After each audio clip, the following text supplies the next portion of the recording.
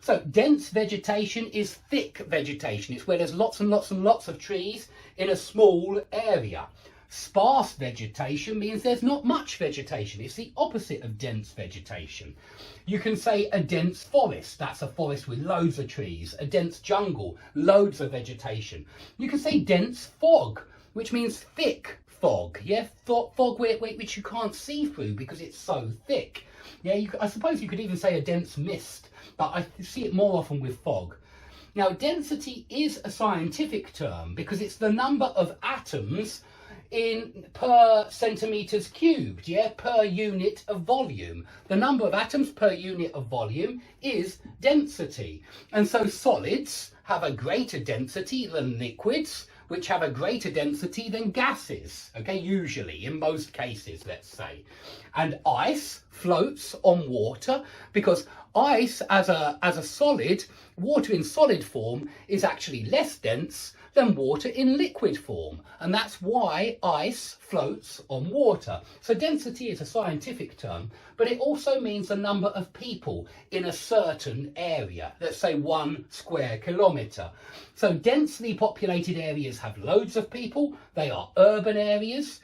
Sparsely populated areas have very few people. They're usually rural areas in the countryside rather than in the town. They're isolated areas or remote areas.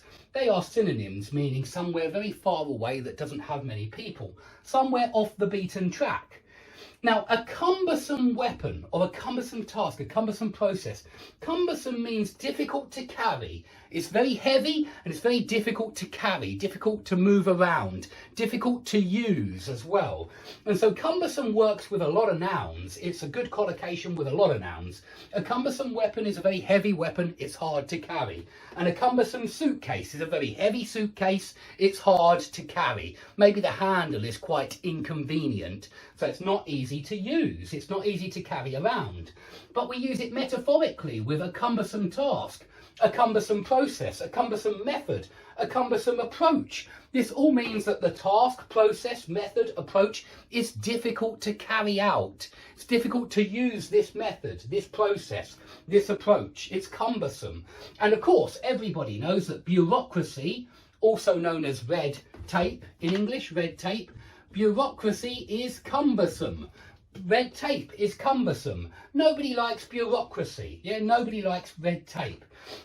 And all of this cumbersome, well, while we're dealing with heavy weights, let's talk about the word burden, because we often talk about a burden on your shoulders, and that's some kind of responsibility that is difficult for you to deal with, that is constantly on your shoulders, a burden.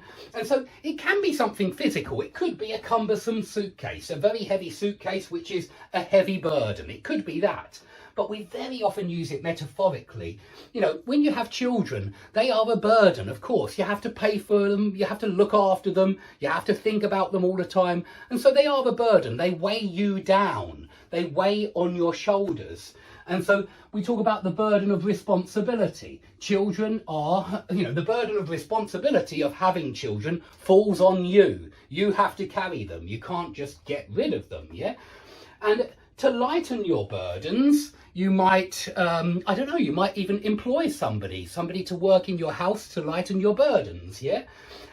You might employ somebody to take the weight off your shoulders. In other words, to make your burdens lighter, to make your troubles lighter, and to give you some help with this work.